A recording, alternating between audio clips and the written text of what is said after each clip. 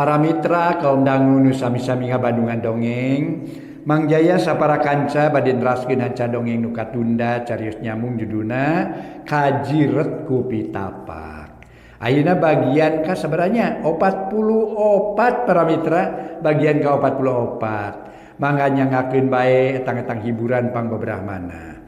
Atuh dongeng ieu para mitra hartos nama karangan Bapak Tatang KS-nya. Mangga nyangakeun upami hoyong anu tamat di channel YouTube na Mang Jaya aya di playlistna, buka playlistna Mang Jaya Official aya carios anu judulna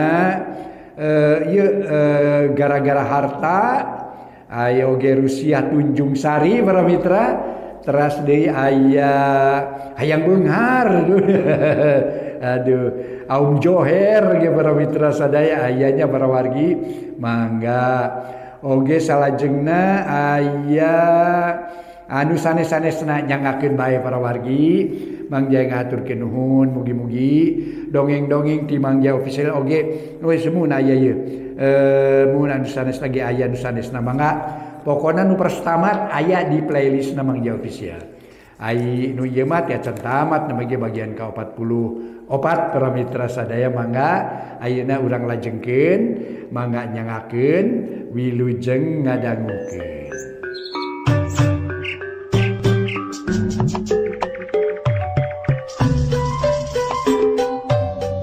Para wargi kaum dangu, wilujeng tepang dangu sareng acara matuh dongeng enteng pangbebrahmana. Mang Jaya sapara kanca bade neraskeun hanca dongeng nu katunda carios nyambung judulna Kajiret ku Pitapak.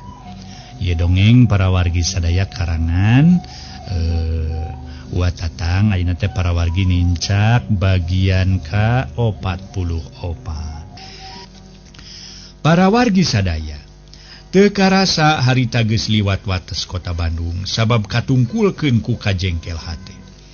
Duka kumaha satuluina antara Suryati jeung Haris. Sanggeus datang ka lembur mah para mitra teu acan kagamarkeun kumaha terasna. Nah leres-leres harita ancaman Suryati barang datang ka lembur rek mek prek sirah ceuk kitu para wargi. Duka kumaha atuh ngan ayeuna mah urang carioskeun perkais anu aya di Bandung. Kaayaan Neng Mutiara sacigna Haris jeung Suryati arinit kana mobil teh, Neng Mutiara ngagukuk we ceurik di patengahan. Dising hareupan ku Enden Winarni jeung ku Den Amir, sedang ita anakna cunggelik gigireunana bari melengu. Geus mumut tong make ceurik sagala, da mumut mah teu salah. Henteu rerebut ka lalaki batur, anu salah mah jelas Haris. Sakitu ge bagja acan prukawin jeung untung we mumut make menta tempo sagala. Si horengnya we bakal kitu buktina pamajikan Haris nu disebutkeun geus paeh teh make bisa nyusul deui. Nu matak geus tong ceurik tong dipake pikir, untung make meta tempo ku dasar eta muga-muga we sing jadi picontoeun. Boh keur diri Mutiara, boh keur nu jadi anak. Pokona mah kitu deui keur kaum wanita seje. Di mana rek boga jodoh teh kudu asak-asak nalitina. Malah lain keur jiwa wanita bae sanajan keur jiwa pria oge sarua. Ulah ujug-ujug pogot dapon bogoh. Nu matak di mana jaganing geto aya anu mikahayang deui ka mumut kudu samodel ayeuna sing taliti sing ati-ati. Kudu asak-asaknya mikir sajabati kitu sing kanu bener-bener we rek mikanya ka diri mumut jeung kanu jadi anak. Saur Enden Winarni ngaburukan ka Neng Mutiara. Sedeng nu diwurukan nama anggur ngaderegdeg lumpat ka kamar dituturkeun ku ita. Bluk Neng Mutiara nyeuh kana anggal tuluy ngaguk-guk ceurik bangun ka nyerian. Atuh ita kabawakeun murag-muragkeun cipanon sarta nyarita lirih naker. Atos tuh mama ulah nangis wae. Jalan mama mah da teu lepat mama sakieu ge bagja teu jantan diri ributan ageng. Panginten mana kitu ge parantos aya panang tayungan ti nu maha kawasa mama. Perkawis mama teu janten sareng Om Haris. Cek ita Permatasari. Ngusapan tonggong Neng Mutiara indungna. Teu lila kuniang Neng Mutiara cengkat tuluy ngareret. Beungeut beueus ku cipanon gabrug Neng Mutiara ngarangkul. Kitu deui Ita Permatasari ngarangkul pok Neng Mutiara nyarita lirih bari nangkep keneh awak Ita. Ita, nah atuh nasib mamah teh bet jadi kieu, hampura mamah geulis. Rumah sa mamah geus ngabohongan ka hidup, majarkeun nu jadi bapa geus maot. Padahal aya keneh di kieuna kalawan ku mamah geus dicaritakeun ti heula. Pangna ku mamah disebutkeun geus maot teh kitu dasarna. Lamun hade dicaritakeun mah pangna bapa hidup ngalaman dihukum teh kalawan papisah jeung mamah. Gara-gara ti aki hidup keneh mun eueuh pisan ti nimangan. Ku ayana kitu ayeuna mah mamah rek tumanya ka hidup. Eta kumaha kira-kirana lamun jaga ninggeto hidup panggih jeung nu jadi bapa. Nah rek di aku atawa moal. Ceuk Neng Mutiara nanya kana pamadegan nu jadi anak. Bari netep seukeut tapi leungeun tetep nyekelan kana tak-tak inung Ita Permatasari. Kumaha hukumna upami Ita penak sareng apa dugi ka apa teu diangken ramah ku Ita mama.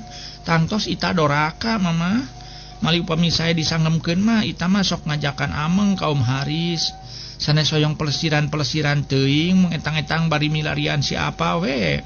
Manawi si apa ya di kota Bandung. Supami Ita terang mah kasarakan si apa rupina ku Ita ge disusul sanaos aya di mana-mana ge mama. Temal Ita bener-bener hayang tepungna jeung nu jadi bapa. Tayalian bapa kandung manehna, bapa anu ngandung. Itu inung anu ngandung, bapa anu ngayuga. Nya eta nu katelah Sukarna. Atuh ku ayana caritaan kitu ti nu jadi anak. Neng Mutiara ngarangkul bakat tingku bungah dumeh nu jadi anak.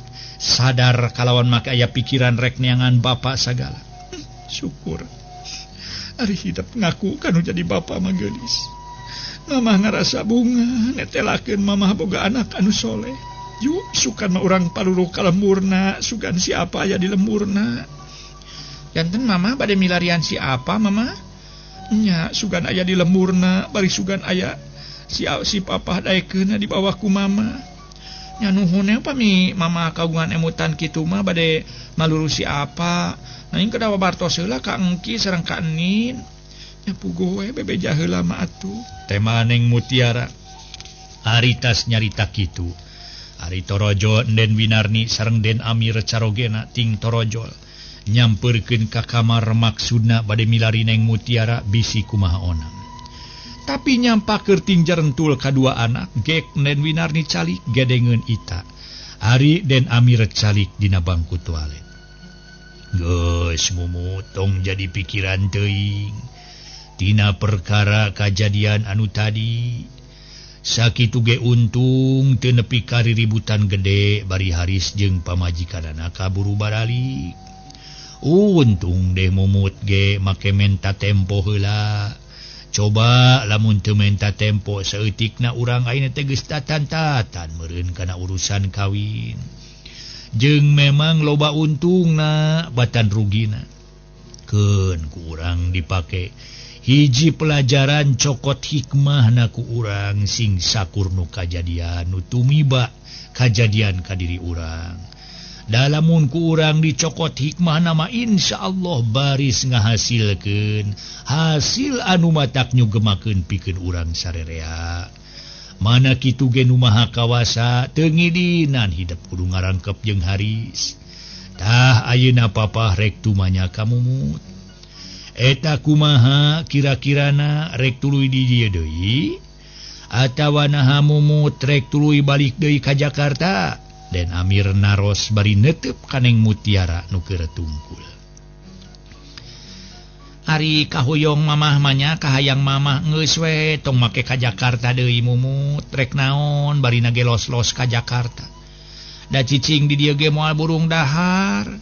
Perkara nu jadi anak itu hayang ngeluykeun sakola eueuh salahna di Bandung oge da teu kurang ari sakola SMA mah. Ari kitu mah aya di dieu riung mungpulung pada katalingakeun dina aya ituna. Atuh nu jadi indung bapa sakalieun galingging panas tiris katungguan kudu jadi anak jeung incu. Kitu kahayang mamah mah eta gengan saukur kahayang.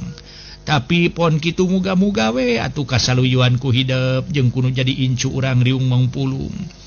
Atuh cenah urusan pagawean mumutkeun bae ai soal rekaman mah bisa didugdag ti dieu lain. Batur gesok aya gening ngasinen-sinen anu jarauh tapi waktu digawe ngareka mah bisa init ka Jakarta. Tah mumut ge kumaha lamun kitu? Saur Nen Winarni mairan kana cariosan Den Amir carogena. Harita para wargi sabada ngadenge caritaan indung bapana. Neng Mutiara tuluy nyarita. Hatur nuhun mama oge papa aya pangangken kitu ti mama sareng ti papa kalayan insyaallah abdi bade di dieu deui sareng ita. Mung panuhun ka papa sareng ka mama mugi ngawidian abdi bade maluruh apana ita.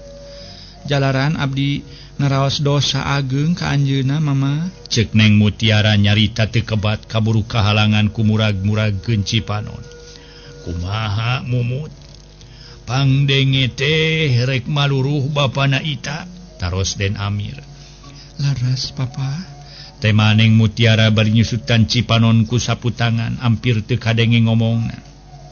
Rek naon make nyusul-nyusul bapana ita sagala ka era-era. Nah mumut jeung nu jadi anak sieun teu kaparaban ku papa. Sieun teu kapakean. Nah nu jadi anak sieun teu kateruskeun sakolana.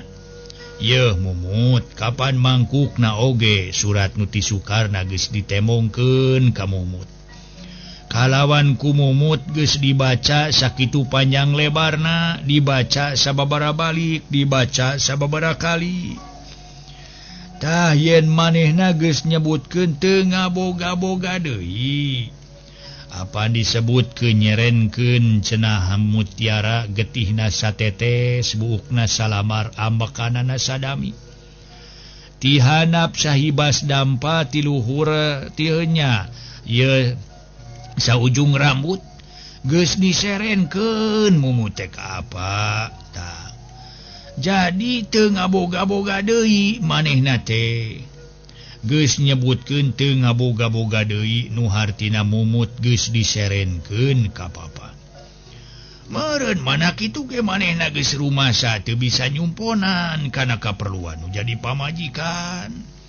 Teu bisa nyubadanan kana kaperluan rumah tangga. Kudu boga harga diri atuh mumut ulah ngarnahkeun teuing diri kawas geus teu kaurus ku kolot. Kawas geus eueuh deui lalaki. Ku kajadian baheula ge bapana ita dihukum. Keur papa ngomeni asa teu beungetan, sajabati kitu baheula ku papa kungsi dicarekan beak bersih. Kalawan diusir dumeh manehna jadi buronan kabur tina tahanan. Tapi teu kungsi lila manehna katangkep deui kudu berwajib. Kari-kari ayeuna mumut make boga pikiran kitu sagala rek maluruh Sukarna. Na teu ngarasa era ku batur. Nah hati lebar ku diri pribadi ngado nyusul-nyusul nu geus lain-lainna deui. Geus cicing we di dieu barina oge tong ka mana-mana. Da ku papa ge moal burung kaparaban ngurus anak jeung incu sasiki mah. Ke kumaha lamun seug nu jadi adi heueuh Munigar jeung uana ti Cikampek nyahoeun. Yen Mutiara ngahiji deui jeung Sukarna, kana pasti Munigar amekeunana ka papa jeung ka si mama. Mangkaning Munigar geus nyahoeun yen Sukarna teh dihukum. Heueuh kungsi ungah balewat tangan, saur Den Amir teu ngarujukan. Neng Mutiara rek maluruh Sukarna ka lemburna. Mangga abdi teu kawidian menakan apana ita nanging ti wangkid ayeuna abdi moal gaduh deui salaki. Sajabiti kitu abdi bade ka Jakarta we papa. Ceuk Neng Mutiara abudina alun. Mumut mah sok badeggong teu beunang dipikanya aku kolot. Ieu kolot mah nyarita teh bakat kunyaah kanu jadi anak. Bapa jeung mamah teh bener-bener nyaah kanu jadi anak. Naon sababna papa nyarita kitu bakat kunyaah kanu jadi anak. Yeuh atuh era ku deungeun-deungeun meureun kumaha kasebutna. Sok sagala-gala teh sok nyalahkeun we kanu jadi kolot. Heug atuh pikir heula beubeung utahkeun kumaha caritaan kolot heug lenyepkeun dina ati sanubari. Ulah sagala-gala teh nganyalahkeun wae kanu jadi kolot teh mumut mah. Sumuhun sanes ngalepatkeun sareng deui sanes alim dipikanya mung bongan we papa meniti aya tinimangan pisan abdi hoyong menakan apana ita ge teu kenging temaneng Mutiara kalieus micen beungeut yeuh mumut nah teu diperhatikeun eusina surat nu ti Sukarna teu kaharti ku mumut kapan Sukarna teh geus nyerenkeun ka papa ceuk manehna geus teu ngaboga-boga deui getihna satetes buukna salamar amekanana sadami malah dihanap sahibas dampa ti luhur satungtung rambut geus teu sukaeun geus teu untupan ngurus anak pamajikan lamun hiji lalaki geus kayid ngucapkeun kitu berarti geus nurunkeun talak tah teh geus ngucapkeun talak nah teu era mumut hayo ngasor-ngasorkeun diri ka jelema lalaki model kitu. Ya mumut perhatikeun atuh sagala-gala ge. Memang ai salah mah henteungan aya kasebutna. Mumut ngajogrog-jogrogkeun maneh kadurut jadi pokok namanya eta lah ku kaeta kapopotongan kitu. Ratu ku batur. Laras ku abdi ge kahartos aku mah ngelanti Kang Sukarna. Nanging kahartosna ku abdi mah anjeunna sasauran kitu teh kapaksa jalaran papa. Nu sakitu kejemna kanu jantan mantu sangem kasarna mah neuk teu bari anggeus neuk teu leukeur meulah jantung sedang anjeunna dihenteu-henteu ge kagungan turunan ti abdi nyatana ita kumaha pami anjeunna jaga ningge topalai tepang sareng putra bare ka dieu moal wantuneun jalan saur papah kapungkur ge tos teu kersa ningali pangambung-pangambungna aca upami kitu mah papah teh sami sareng megatkeun tali ganjaran anjeunna teh maneng Mutiara bari nginghak carindak-dak sedeng Den Winarni ibu nama harita teh para mitra teu lemek teu nyarek taksiran ngaros bingung kudu kumaha ngaturna antara kapalai caroge sareng putrana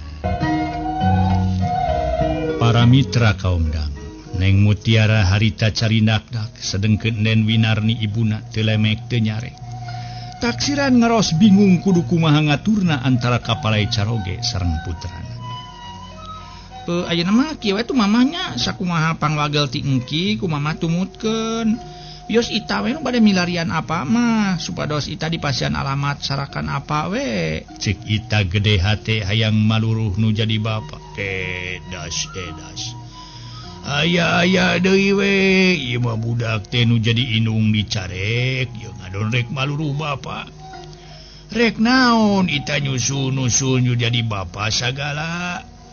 Nah anu jadi bapa teh geus ngarasa kahesean ku ita geus aya tanah kanyaah ka ita saur Den Amir ngalirik ka ita putuna laras teh acan aya tawis kanyaah teh mah tanapi apa teh acan ngaraos kasesahan ku ita nanging saya awon ge pan rama ita ki ita emut kana katerangan ti bapa guru agama ibu Rama sami sareng pangeran lahir nu sakedahna dipunjung dipuja janten terutami nu janten ibu nu ngandung sajabi ti kitu aya unggelan sorga ya didadampal sampean ibu nangki ngaraos kagungan putu doraka tanapi dosa ti Rama ku jalan teu kersa ngangken karama kumaha ki mun kagungan putu doraka kersa henteu naki kersa nanggung dosa ita teu ngangken kanu janten bapa cenah tabireh apa ita kantos nyanangan hukuman nu sakumaha disaurkeun ku engki sareng ku mama kitu teh kapungkur neng saha nu uninga ayeuna janten babalik emutan da buktosna ge kapungkur kantos ngadamal di Om Haris nya anjeunna lirensotanan wireke ing kamusibatan katabrak ku sedan nu dikasampean lumpuh sabeula kari-kari ayeuna ku ita teu ditepangan panginten ita teh dosa temenan ki bisa kumaha teuing ngalangsana ibu Rama tos teu aya saderek teu kagungan sareng putra tebi upami engki kitu kumaha praosan engki cobi cek ita Permatasari ngadak-ngadak pinter nyarita kalawan tatagnaker atuh mernah de dina caritaanana sakedapan Maden Amir ngahuleng teu ngawaler deui nu akhirna jadi jempling dirgaang katinca teu lila koloyong Neng Mutiara kaluar ti kamar teras kebat kacai rek bebersih sabab geus burit samalah ita Permatasari ge nuturkeun nu aya keneh di kamar lintang ti Den Amir sareng garwana nuju ting harulengan kumaha atuh cenah mamahna kitu geuning pamadegan mutiara teh keukeuh hayang maluruh wae Sukarna rajeun ngagugu kana panyarek papa tapi manehna kalah rek ka Jakarta deui. Hayo anak narek neangan bapana ari dicarek sok sieun nya ngejati dieu. Ari dijurungkeun era ku batur siga nu nyogrog-nyogrogkeun diri bari geus aya caritaan ti Sukarna nyerenkeun anak ka urang. Heueuh anak artina mah nyerenkeun anak urang ka urang. Disebutkeun ganianan cenah ti luhur sausap rambut ti handap sahibas dampal. Getihna satetes buukna salamar amekanana sadami geus teu ngaboga-boga. Lamun ditilih kana kaayaan mah manang naonan atuh ka si Sukarna teh. Meni asa ku pageuh-pageuh teuing mika inget ka si Sukarna teh. Eta kumaha cing pandangan ieu mamahna. Nah idina entong mutiara atawa si Ita maluruh bapana. Den Amir nembe sasauran munut pandangan kanu janten garwa Den Winarni. Atuh memang ayeuna mah Den Amir siga-siga nama geus tara deui mutuskeun sorangan teh sagala rupa menta tinimangan kanu jadi pamajikan. Hade memang hade pisan. Kumaha atuh Den Winarni barang ngadenge caritaan tinu jadi salaki anu menta tinimangan tina urusan anakna jeung incuna anu rek neangan Sukarna. Ari sanggam pangemut abdi mawios atuh papahna ulah dicarek. Engkena bilih janten emutan ke anak urang mana kitu ge anak urang gede keneh duriat ka Sukarna. Da eta we na mega sasauran anak kitu nyebutkeun moal gaduh deui salaki bari anjeunna bade teras di Jakarta deui. Tah kitu pangemut abdi mah nanging teu langkung ketang eta mah. Waler Den Winarni nyerenkeun kana pamadegan carogena. Nya kumaha engke we papa rek mikir heula sapoe dua poe mah. Sekitu papa rek ka Wah Haji kumaha pandangan ti Wah Haji. Keunlah papa rek ngobrol jeung Wah Haji meureun sugan Wah Haji boga pamandangan sejen. Da papa teu bisa mutuskeun sorangan dina soal kieu mah. Asa berat pikeun papa pikeun mutuskeun teh. Nya ke sabada papa nanya ka Wah Haji, mudah-mudahan Wah Haji mere bolongan anu kira-kirana pas pikeun papa mere kaputusan. Tah muhun saya naroskeun we heula ka Wah Haji. Engke kumaha saur anjeunna naha diwidian henteu mutiara palai ngahiji jeung Sukarna. Upami saur Wah Haji widian dugi ka mutiara ngarangkep deui. Mugi papahna sing seep-seep nyarios ka Sukarna. Supados anjeunna leres-leres ngalaksanakeun kawajiban rumah tangga. Kalayan ulah midamel kalakuan samodel nu kapengker-pengker. Saur Den Winarni. Tos kitu mah nembe kalaluar ti kamar teras kajaraman margi tos magrib. Para wargi sadaya kulantaran Den Amir ngaros sariwang inggis putrana atenapi putuna maluruh Sukarna. Atuh harita oge sabada ti jamban kalayan tos saged ngagentos anggean mah teras angkat magrib-magrib ge bari dedeheus ka Wah Haji Muksin. Da puguh teu sabara jauh Den Amir tos dugi kalersan Wah Haji Muksin mereng sene tepan magrib. Malah nuju calik sareng garwana di patengahan bari mayunan cai kopi. Assalamualaikum. Waalaikumsalam. Waler Wah Haji Muksin teras mukakeun panto payun. Geuning Aden sareng saha? Abdi we wa nyalira damang wa. Den Amir nyolongkrong sasalaman ka garwana Pak Haji Muksin anu jenengan Ibu Haji Kodaria. Alhamdulillah dina wangki dieu mah Aden samulihna kumaha damang. Pangesto wa. Nah atuh teu sareng nyimas ka dieu teh Aden. Henteu wa wireh ayeuna teh aya pun incu sareng pun anak. Waler Den Amir ge carita geuning. Sanggem wa ge pasti si Neng bakal mulihna da piraku teu emut kanu janten Ibu Rama. Aya paripaos tara hilap kawalungan. Pokona mah iraha atuh kadarieuna Aden. Saur Wah Haji Muksin ge calik nyimpen sesepeun. Waktosna se.